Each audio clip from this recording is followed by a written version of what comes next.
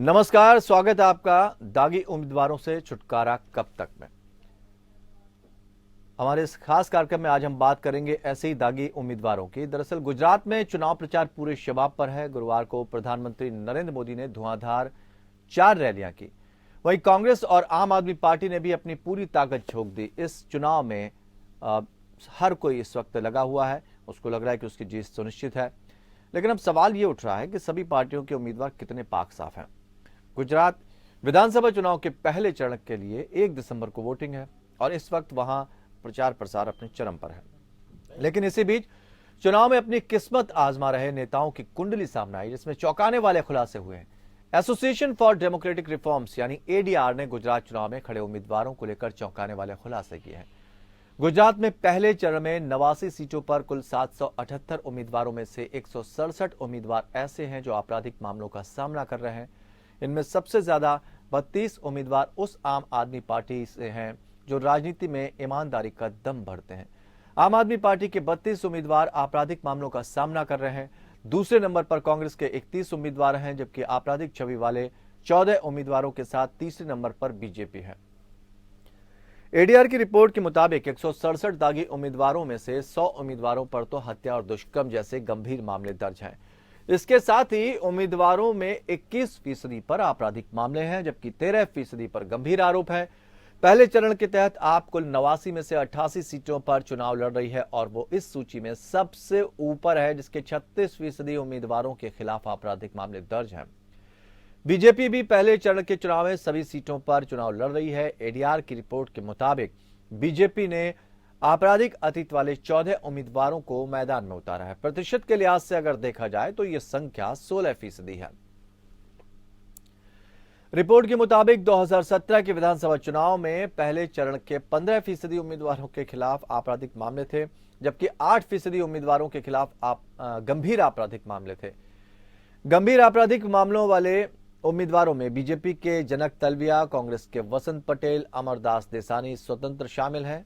आपराधिक रिकॉर्ड वाले अन्य उम्मीदवारों में बीजेपी के पुरुषोत्तम सोलंकी, कांग्रेस के गनीबेन ठाकुर और जिग्नेश मेवानी, आपके गोपाल इटालिया और अल्पेश कठेरिया शामिल हैं। अब सवाल यह है कि दागी उम्मीदवार क्यों और दाग हर किसी को अच्छे क्यों लग रहे हैं। इन सब बातों के हम जवाब तलाशने की कोशिश करेंगे। हमारे साथ 3 खास मेहमान इस चर्चा में शामिल हैं। कैप्टन आई सिंह, प्रवक्ता भारतीय जनता पार्टी, जयकरण वर्मा कांग्रेस की तरफ से अपनी बात रखेंगे और सर्वेश पाठक हमारे साथ जुड़ रहे हैं। तो हम समझना चाहेंगे, कैप्टन आई सिंह आपके पास आना चाहेंगे और सबसे पहले दीपचंद राठौर में हमारे साथ जुड़े हुए हैं और आपकी तरफ से भी हमारे पास इस वक्त प्रवक्ता के तौर पर जुड़े हैं संजीव निकम और कैप्टन आई सिंह हमारे साथ जुड़े हुए हैं। दागी उम्मीदवारों से छुटकारे की जब बात चलती है तो हर कोई ये कहता है कि हम पाक साफ हैं, लेकिन हमें ये समझना ये होगा कि आखिर किस तरह से इन सारी चीजों को माना जाए जब सभी पार्टियों में दागी मौजूद हैं। कैप्टन आई सिंह, हम बहुत साफ बात कहते हैं कि हम दागी उम्मीदवारों को शह नहीं देंगे, हम करप्शन को दूर करेंगे, भ्रष्टाचार को हटाएंगे, माफियाओं का गुंडा राज खत्म हो जाएगा। लेकिन इस बात पर कैसे भरोसा किया जाए जब ये रिपोर्ट सामने आ रही कि हर किसी की पार्टी में कोई ना कोई नेता दागी है। बिल्कुल रविंद्र जी, आपने देखा होगा कि भारतीय जनता पार्टी ने कहीं भी क्राइम का साथ नहीं दिया है और ना ही हम क्राइम से दूर दूर तक हमारा कोई संबंध है। मगर चाहे वो केजरीवाल की पार्टी, आम आदमी पार्टी हो या कांग्रेस हो, इन दोनों पार्टियों का भ्रष्टाचार और बदमाशी और भूमाफिया, दारू माफिया, इनके साथ इनका ऐसे जैसे चोली जामन का साथ होता है ऐसे इनका साथ है। वही कहेंगे केजरीवाल की जो आम आदमी पार्टी है, जब आई थी तो बड़ा दम भरा था कि हम क्राइम को खत्म कर देंगे, हम भ्रष्टाचार खत्म कर देंगे। मगर आज सबसे बड़ा अगर कोई पार्टी भ्रष्टाचार में डूबी है तो वो आम आदमी पार्टी है।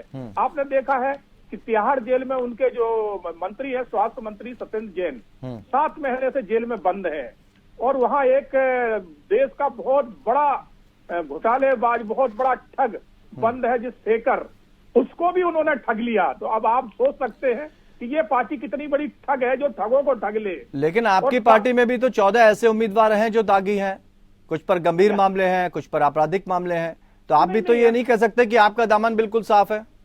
नहीं, हमारे यहाँ ऐसे कोई नहीं है जिन पे गंभीर आए हैं और विचाराधीन है, उन पर मतलब कोई साबित नहीं हुआ है। मुकदमे तो दर्ज सभी पे हो जाते हैं, मगर इन लोगों के ये तो जेल में बंद है। तो आप बीजेपी के पुरुषोत्तम सोलंकी पर आपराधिक मामले दर्ज हैं, मुकदमे दर्ज, जनक तलविया हैं, उनके ऊपर आपराधिक मामले दर्ज हैं, आप ये कैसे कह सकते हैं? रविंद्र जी, हम आपसे जो कह रहे हैं, आप ये देखिए ना कि इनके नेता जेल में बंद हैं और फिर भी उनसे मंत्री पद नहीं लिया जा रहा है। इसका क्या कारण है? हमारे यहाँ तो अगर इस तरह का आरोप लगता है, चाहे आपने देखा होगा हमारे पूर्व उप प्रधानमंत्री अटल बिहारी लाल कृष्ण आडवाणी जी, एक छोटा सा आरोप लगा था तो उन्होंने राष्ट्रीय पद छोड़ दिया था अपना। इसी तरह से हमारे बहुत से नेता थे, अगर उन पर कोई आरोप लगा तुरंत उन्होंने सबसे पहले पद छोड़ा है। संजीव निगम आपकी बात का जवाब देना चाह रहे हैं, आम आदमी पार्टी के प्रवक्ता संजीव निगम जी, वो कह रहे हैं हमारे पास ऐसा कोई नेता नहीं है या कोई मंत्री नहीं है जिसके ऊपर आरोप लगे हों, दागी हो और उसे हमने ना हटाया हो। आईपी सिंह जी की बात पहले इन्होंने छोड़ दिया, आडवाणी जी ने छोड़ दिया। ताजी घटना की और बात करते हैं गुजरात की, जो भी हाल ही में कुछ दिनों पहले मोरबी में घटी। क्या वहां के मुख्यमंत्री ने इस्तीफा दिया? क्या किसी मंत्री के ऊपर उंगली उठाई गई? किसी ने इस्तीफा दिया? कुछ नहीं। जनता वहां पर जो है मर रही है, कितने लोगों ने बेगुनाह लोगों की जान चली गई, लेकिन आपने क्या किया? आप यहाँ पर दलीलें पेश कर रहे हैं। हमारे 169 नेताओं के ऊपर मुकदमे दर्ज किए हैं और उसमें से 134 या 35 पे क्लीन चिट मिल चुकी है, जो रह गए हैं थोड़े उन्हें मिल जाएगी। तो ये क्या हमारे नेताओं में, हमारे विधायकों में इस तरीके की अत्याचार, इस तरीके का आतंक आप लोगों ने कर रखा है? अब उम्मीदवारों की क्या बात है? अभी आप खुद कह रहे हैं क्या उनके ऊपर कोई वो तो आरोप है? अरे आपके ऊपर आरोप है तो हमारे यहाँ कौन जेल की सजा काट करके आए जिनको हमने दे दिया है? आप ये बताइए। आम आदमी पार्टी ने भी जिनको दिया है, टिकट दिया है, वो कह रहे हैं कि आप लोगों की पार्टियों में, विरोधी दलों में इतने दागी हैं, अगर वो किसी को मंत्री बनाते हैं या विधायक बनाते हैं उनको हटाते तक नहीं है। मैं बता दूं आपको बहुत स्पष्ट रूप से, ये ईडी और सीबीआई का जिस कदर से दुरुपयोग किया है, आप 24 घंटे के लिए, ज्यादा नहीं 24 घंटे के लिए अरविंद केजरीवाल को दे दीजिए, ईडी और सीबीआई, भारतीय जनता पार्टी के आधे से ज्यादा नेता जेल के अंदर नजर आएंगे। क्या बात करते हो आप जानबूझ गए, आप कोई काम करिए, आपको जो मिली है शक्ति मिली, इसका दुरुपयोग कर रहे हो। ये तो रावण का भी नहीं चला है, रावण का भी जो है अपनी शक्ति का दुरुपयोग करोगे तो क्या अर्थ हुआ है? नहीं तो आपकी पार्टी का दामन भी तो साफ नहीं है। वसंत पटेल के ले लीजिए बात, अमरदास देसानी के ले लीजिए। आपको हमारे यहाँ पर तो जो है ये उम्मीदवारों की बात कर रहे हैं, जो विधायक बन गए हैं, जो मंत्री बन गए, उनके ऊपर भी ये लोग जो है इस तरीके की राजनीति गंदी और ओछी हरकतें कर रहे हैं। अभी कल ही जो है दिल्ली के जो सांसद है मनोज तिवारी जी, उन्होंने धमकी बड़े लहजे में कहा है कि साहब केजरीवाल की जो है लोग मारेंगे, मतलब उनकी हत्या की आशंका की जा रही है। आप इस तरीके से अभी लेते हैं कैप्टन दीपचंद राठौर। सवाल ये उठता है कि कुछ गाइडलाइंस जारी की जाती हैं, उसके बावजूद भी सभी दलों को, चाहे कांग्रेस हो, चाहे आम आदमी पार्टी हो, चाहे बीजेपी हो, इतना लगाव क्यों होता है भाई इस तरह के नेताओं से कि उनको पता है दागी है, वो अपनी डिटेल्स भी डालते हैं जाकर वेबसाइट के ऊपर, उसके बाद भी जस के तस स्थिति बनी है। कोई सीख नहीं लेना चाहते हैं या गाइडलाइंस का पालन नहीं करना चाहते हैं? क्यों इतना लगाव है दागी नेताओं से?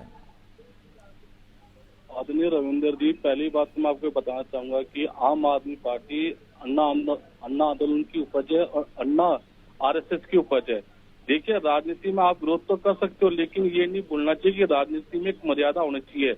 अभी मेरे भाई कैप्टन साहब ने कहा कि हमने जो हमारे बागी नेता उनको हम निकाल देते हैं। जो आपके गुजरात के प्रदेश अध्यक्ष हैं चंद्रकांत पाटिल, उनके ऊपर तो 108 मुकदमे दर्ज हैं और वो प्रदेश के अंदर अध्यक्ष, गुजरात प्रदेश अध्यक्ष बना रखा आपने उनको निकाला नहीं निकाला। और देखिए, आम आदमी पार्टी ने तो 80% लोग भ्रष्टाचार में लिप्त है और इस आम आदमी पार्टी का विकास विस्तार इसीलिए हुआ था कि हम भ्रष्टाचार मुक्त पार्टी लाएंगे, एक ईमानदार पार्टी लाएंगे। आज देखिए, सबसे ज्यादा भ्रष्टाचार अगर किसी पार्टी में है तो वो आम आदमी पार्टी के अंदर है। जो इनके सतनाथ जैन है वो तिहाड़ जेल के अंदर मसाज का मजा ले रहे हैं, किसके पैसों से? जनता के पैसों से। और मैं पूछना चाहूंगा कैप्टन भाई साहब से कि अभी मोरबी का हत्याकांड जो घटना घटी है उसके ऊपर वो किसके इशारे पे घटना घटी? आपने 12 और 15 रुपए के इशारे पे 150 लोगों की जान को खतरे में डाल दिया, 150 लोग एक्सपायर हो गए और कई लोग घायल हुए। दूसरा बात बताना चाहूंगा कि तो कांग्रेस के जो गनीबेन ठाकुर और जिग्नेश मेवानी हैं, इन लोगों को लेकर क्या कहेंगे आप? तो ये भ्रष्टाचार नहीं है? तो देखिए रविंद्र जी, नहीं, मुख्य वसंत पटेल है आपके, अमरदास देसानी है, जिग्नेश मेवानी है, गनीबेन ठाकुर है, ये नाम तो आपकी पार्टी में भी है। ऐसा थोड़ी ना कि आप कहते हैं कि भारतीय जनता पार्टी के अंदर दागी नेता है, आम आदमी पार्टी के अंदर दागी नेता है, तो हमारी पार्टी के अंदर भी दागी नेता रहेंगे। बताइए हमारी पार्टी के अंदर कितने नेता ऐसे हैं जो भ्रष्ट है? इनके जितने भी नेता, आम आदमी पार्टी के बाद तो आपकी पार्टी का ही नंबर आ रहा है सर गुजरात में। आप बताइए गुजरात के अंदर दारू प्रतिबंध है, किसके इशारे पर आ रही है? सारे के सारे नेता भारतीय जनता पार्टी के भ्रष्टाचार में लिप्त है। आप तो एडीआर की रिपोर्ट 1-2 पे की बता रही, मैं तो कह रहा हूँ भ्रष्टाचार में सारे के सारे नेता लिप्त है, आम आदमी पार्टी और बीजेपी के। क्योंकि आज किसके सारे पे ड्रग्स आ रही है गुजरात में? किसके क्यों नहीं आज पकड़ा जाता? आपने देखा होगा पूरा मीडिया जब उसके अंदर बॉम्बे के अंदर जब जाता है 2-10 पूरी ग्राम के लिए पूरा मीडिया वहां पहुंच जाता है, लेकिन गुजरात के अंदर अरबों खरबों की ड्रग्स पकड़ी जा रही है तो कोई मीडिया नहीं दिखा रहा और नहीं कोई अपराधी पकड़ा जा रहा। क्यों? क्योंकि अंडानी अंबानी का पोर्ट है और अंडानी अंबानी के इशारे पे भारतीय जनता पार्टी आज काम कर रही है और भ्रष्टाचार में लिप्त है। नहीं, लेकिन आप ये कह दें कि शराब वहां पर चल रही, इसका मतलब ये थोड़ी ना कि आप उससे बरी हो जाएंगे।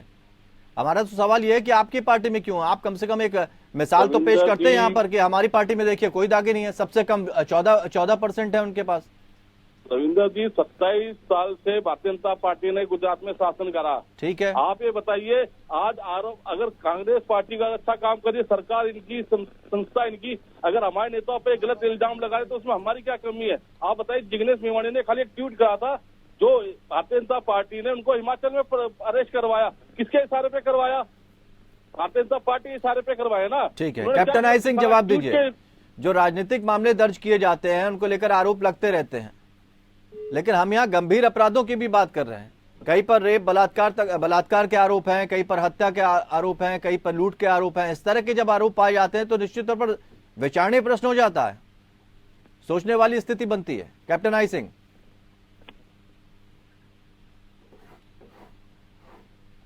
ठीक है। कैप्टन आई प्रवक्ता हो चाहे वो आम आदमी के हो जी, इन्होंने मोरबी के ऊपर कहा, बिल्कुल मोरबी की जो घटना थी वो दुर्घटना कहेंगे, उसमें किसी का दोष इसलिए नहीं दे सकते हैं। आपने कितने लोगों को अरेस्ट करा ये बताइए ना, कितने लोगों को फिर भी आप देखिए, आपने वहाँ के कर्मचारियों को अंदर करने की कोशिश कर रहे हो। आपके नेता कहाँ है जिन्होंने छूट दे रखी थी, जिन्होंने पुल की इजाजत दी थी कि सुन लेते हैं, सुन लीजिए, जवाब सुन लीजिए कैप्टन आई का। दीपचंद जवाब सुन लीजिए, दीपचंद जवाब सुन लीजिए।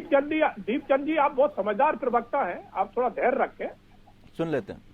बिल्कुल, मोरबी में जो घटना घटी हमने उसको घटना मानते हुए तुरंत वहां पर एक्शन लिया कि हमारे मुख्यमंत्री पटेल साहब उसी नाइट को जो है ना मोरबी पहुंच गए थे और उन्होंने तब तक कैंप किया था जब तक वहां की स्थिति को अच्छी तरह से साधारण नहीं होने दिया और जो दोषी थे उनके ऊपर एफआईआर दर्ज करी, उनको जेल में डाला।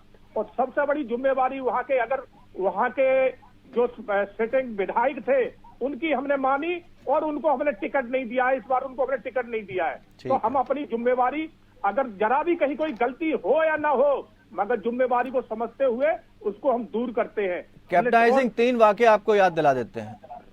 पहला उत्तराखंड का है, जहां पर एक लड़की की हत्या की गई थी। वहां पर किस तरह की स्थिति है ये आया सामने कि एक वीवीआईपी भी उसमें शामिल है। किस तरह से लड़कियों को जबरदस्ती सौंपने की कोशिश की जाती थी, उन पे दबाव डाला जाता था। कितनी गिरफ्तारियां हो गई अब तक? दूसरी चीज, दूसरा सवाल उत्तर प्रदेश का हम पूछना चाहेंगे। टेनी साहब का जो बेटे थे उनको लेकर क्या उन्होंने इस्तीफा दे दिया उनके जब इस्तीफे की बात चली थी? रविंद्र जी, आपने पूछा, बिल्कुल हम इसका जवाब बहुत अच्छी तरह से देंगे और बड़ा जिम्मेवारी से जवाब देंगे। आपने उत्तराखंड का कहा है, उत्तराखंड में आपने देखा होगा तुरंत वहां एफआईआर दर्ज हुई और जो दोषी थे वो आज जेल में है, कोई दोषी वहां बचा नहीं है, पहली बात। इसी तरह से नहीं, उसमें एक वीवीआईपी को उसको वीवीआईपी के पास भेजे जाने की बात थी, वो तो नाम ही गायब हो गया। कर रहे थे अंकिता के मर्डर में, बीजेपी का नेता का बेटा था, इसलिए सुन लेते हैं, जवाब दे रहे हैं वो, जवाब दे रहे हैं दीपचंद जी, जवाब दे रहे हैं वो। कम से कम उन्हें अपनी बात रखने का मौका तो दीजिए, वो आपकी हर बात के जवाब दे रहे हैं। अजीब चंद जी, इस तरह से डिबेट में बोलोगे उसकी मर्यादा खराब होती है। आप बहुत बुद्धिजीवी प्रवक्ता हैं। तो रविंद्र जी, बिल्कुल वहाँ जो भी नाम थे उनको लिया गया है, उसके बाद भी उसमें जांच चल रही है। आप सोचे जांच बंद नहीं हुई अभी। अगर और भी कोई निकल के आएंगे उनको भी हम जेल में डालेंगे, बख्शेंगे नहीं। हम कभी अपनी जिम्मेवारी से नहीं भागते। दूसरे, आपने टेनी वाली बात कही, बिल्कुल आपने देखा होगा कि जो केंद्र में मंत्री थे और उनके बेटे थे जी। आम आदमी का चेहरा आप देख रहे हो कि ब्लेम लग गया, 7 महीने से जेल में बंद है, फिर भी मंत्री पद नहीं लिया है। हमने ठीक 24 घंटे के अंदर केंद्रीय मंत्री के बेटे को गिरफ्तार कर लिया था और जेल में डाल दिया था। मगर वो जमानत लेके अगर छूटे थे तो वो सुप्रीम कोर्ट से छूटे थे, न्यायपालिका ने उनको जमानत नहीं, दी थी। कोर्ट ने तो उसमें उसके कोई बाद पार्टी का संज्ञान ले लेनदेन लिया नहीं। था। कोर्ट ने तो संज्ञान ले लिया था। कोर्ट ने कोई संज्ञान नहीं ले लिया था। हमने अपनी जवाबदारी समझते हुए 24 घंटे में गिरफ्तार करा दिया था। तो आप सोचिए कि हमारी मंशा कहीं गलत नहीं होती, मगर ये तो नहीं, हमने भ्रष्टाचार में आपकी डूबी मंशा है। पर सवाल नहीं उठाया कैप्टन आई साहब, हमने आपकी मंशा पर सवाल नहीं उठाया। सवाल ये हुआ कि जब हम दूसरे से ये कहते हैं कि आपका मंत्री शामिल था, आपको इस्तीफा दे देना चाहिए, सत्येंद्र जैन ने इस्तीफा नहीं दिया, तो मैंने बस उसका पलट कर सवाल किया कि जब विरोधी दल आपसे ये कहते हैं कि क्या अजय मिश्रा और टेनी ने इस्तीफा दे दिया था, जब कहा जा रहा था कि जांच प्रभावित हो सकती है, उसको लेकर जब आरोप लगे थे, तब क्या इस तरह के कदम उठाए? तो ये स्थिति पलट क्यों जाती है? नहीं रविंद्र जी, आप स्थिति देखिए ना, टेनी, अजय मिश्रा, टेनी इसमें कहीं से कहीं इन्वॉल्व हो तो बताइए आप। बेटा था, बेटे को गिरफ्तार किया गया, जेल में डाला गया, मगर उसमें कहीं मंत्री जी का बताइए आप कहाँ रोल था? कोई रोल नहीं था। मंत्री जी तो दूर दूर तक उसमें कहीं नहीं थे। अब कोई बेटा कर रहा है तो क्या आप उसकी सजा उसके बाप को देना चाहेंगे? आप बताइए कौन सा? ये तो न्यायपालिका भी नहीं मानेगी इस बात को। नहीं तो इस मामले में तो इस्तीफे मांग लिए जाते हैं कि जांच प्रभावित हो सकती है, इस बात से तो इत्तेफाक रखते हैं ना आप, क्योंकि इस तरह के आरोप लगते हैं कि अगर पिता या कोई भी बड़े ओहदे पे होता है तो जांच प्रभावित होती है, उसको लेकर इस्तीफे ले लिए जाते हैं। नहीं हुई है ना, हमने तो 24 घंटा उन्हें जेल में डाल दिया। जांच प्रभावित तो तब होगी जब उन्होंने गिरफ्तार ना कराया हो, जेल में डाल दिया। और इनको तो ये देखिए, आम आदमी पार्टी को 7 महीने से केजरीवाल जी ने इस्तीफा नहीं लिया है। ठीक है, इसका जवाब लेंगे। गंभीरता से जवाब दिया कैप्टन आई सिंह ने। अब हम जवाब लेते हैं कुछ ऐसे मामलों पर जिसमें एडीआर के जो प्रमुख हैं उन्होंने भी कुछ सवाल उठाए। तीनों पार्टियों से हम उन सवालों के भी जवाब लेंगे जो बहुत महत्वपूर्ण हो जाते हैं, जिन पर ध्यान देना बहुत जरूरी है। दागी उम्मीदवारों से छुटकारा कब तक? क्योंकि कथनी करनी में तब फर्क हो जाता है जब हर दल ये कहता है कि हम तो भ्रष्टाचार के खिलाफ हैं, आपराधिक प्रवृत्ति वाले लोगों से दूर रहते हैं, लेकिन जैसे ही टिकट देने की बात आती है, उम्मीदवार सामने आते हैं, प्रतिशत में और लोगों के नाम भी सामने लगते हैं कि कितने दागी उम्मीदवारों को टिकट दी गई। तीनों खास मेहमान हमारे साथ जुड़े हुए हैं। कैप्टन आई सिंह से हमने इससे पहले सवाल जवाब किए, बेबाकी से जवाब दिया। अब हम जरा दूसरे दलों की तरफ बढ़ते हैं। संजीव निगम जी, सबसे ज्यादा प्रतिशत आम आदमी पार्टी का है। 36% लोग आपकी पार्टी में ऐसे हैं जिन पर आपराधिक मामले दर्ज हैं। 30% उम्मीदवार ऐसे जिन पर हत्या, बलात्कार, अपहरण के। कांग्रेस का नंबर दूसरा है। आपके ठीक बात, 35% जो है उन पर आपराधिक मामले दर्ज हैं, 20% पर गंभीर मामले दर्ज हैं। ये स्थिति कहीं ना कहीं स्पष्ट करती है कि सारी चीजें ठीक नहीं है। लेकिन हम थोड़ा सा आगे बढ़ते हैं इन चीजों से। गाइडलाइंस कुछ जारी की गई थी एडीआर ने, जो अभी उनके जो प्रमुख हैं अनिल वर्मा, उन्होंने प्रेस कॉन्फ्रेंस की, उसमें कहा कि जितने भी दल जानकारियां दे रहे हैं वो जो नियम है उसका पालन नहीं कर रहे हैं। तो ये नियमों का पालन कैसे होगा? वेबसाइट पर जानकारी नहीं डाली जा रही, फॉन्ट साइज ठीक नहीं रखा जा रहा है, कुछ जानकारी दूसरी भाषा में है, इस तरह की चीजें क्यों आ रही हैं? हालांकि आप जो कह रहे हो, हमारी पार्टी का तो पहले दिन से ये मानना था कि हम लोग, लेकिन आप देखिए पिछले 10 वर्षों में देखिए, बिल्कुल साफ सुथरे अच्छे लोगों के ऊपर कीचड़ फेंक करके इस तरीके का उन्हें कर देंगे कि अब बताइए हमारी मिनिस्ट्री में जो दिल्ली की है, आप सबके ऊपर कुछ न कुछ कीचड़ उछाल रहे हो, सबको दागी बनाने का प्रयास कर रहे हो। तो मेरे कहने का मतलब है कि तो अभी कैप्टन आई सिंह ने जो सत्येंद्र जैन पर आरोप लगाए हैं और वो जेल में है, तो जेल में ऐसा तो नहीं होगा तुरंत डाल दिया गया हो, यूं ही डाल दिया गया हो? नहीं, कानून पर तो भरोसा है ना आपको? नहीं, ठीक है, कानून, न्यायालय पर भी भरोसा है आपको? मैंने अभी क्या कहा? हाँ। अभी कल ही एक इंटरव्यू में अरविंद केजरीवाल जी ने बात कही है कि आप ज्यादा नहीं, हमें 24 घंटे के लिए ईडी दे दो और सीबीआई दे दो, भारतीय जनता पार्टी के आधे नेता जेल के अंदर होंगे। तो ये अगर नहीं, दे दो से क्या मतलब होता है? ये तो दे दो से क्या मतलब होता है? नहीं, ये जो हमारे दिल्ली में जो आप देख रहे हैं, दिल्ली की बात कर रहा हूँ। हाँ। दिल्ली में ईडी और सीबीआई का गलत इस्तेमाल हो रहा है। हाँ। इनको जो है आप इनका बेजा इस्तेमाल करके हमारे नेताओं को आप दागी बनाने का प्रयास कर रहे हैं आगे कि ये भी दागी हो जाए। तो जो कानून जो भी व्यवस्था है वो ठीक है, वो सबके लिए है। कानून से अगर आप ये बात इस तरह से कहते हैं कि इतने दाग हैं भारतीय जनता पार्टी के नेताओं पर, वो लिप्त हैं कुछ ऐसे कामों में, भ्रष्टाचार में, उसके बाद ईडी का इस्तेमाल होता, सीबीआई का इस्तेमाल होता, तो समझ में आता। आप करें एक बार ईडी दे दो तब मैं ये कर दूंगा, तो ये तो कहीं ना कहीं ये बताने, ये तो चेतावनी या धमकी देने वाली बात होगी ना। आप देख लीजिए कि इतने पिछले जब से 2014 से लेकर के आज तक का आकलन लगा लीजिए, कितने भारतीय जनता पार्टी के नेताओं के ऊपर छापे मारे गए, पकड़े गए। आप बताओ, अभी जो गुजरात में शराब पीते के लोग मरे, गुजरात में गाइडलाइंस का कितना पालन किया जा रहा था? हमने सवाल ये पूछा था आपसे, उसके बावजूद क्या आम आदमी पार्टी उन गाइडलाइंस का पालन कर रही है? क्या जो सूचना देनी चाहिए, वेबसाइट के ऊपर डाली जानी चाहिए, उसका ठीक तरीके से पालन कर रही है? हमारा प्रयास तो ये रहता है कि अगर कोई भी है किसी के साथ किसी प्रकार का है, उसका पूरा रिकॉर्ड सौंपा जाए, दिया जाए। हम कानून से बाहर नहीं है, कानून का हमेशा से सम्मान हमने किया है और सभी को करना चाहिए। जो कोर्ट ऑफ लॉ है वो ठीक है, अगर कहीं से कोई है नहीं तो हम उसको सामने रखेंगे और बाकी कोर्ट के ऊपर है। ठीक है, हम जब जरूरत पड़ेगी हम। ठीक है। दीपचंद जी, कुछ कहना चाहेंगे आप?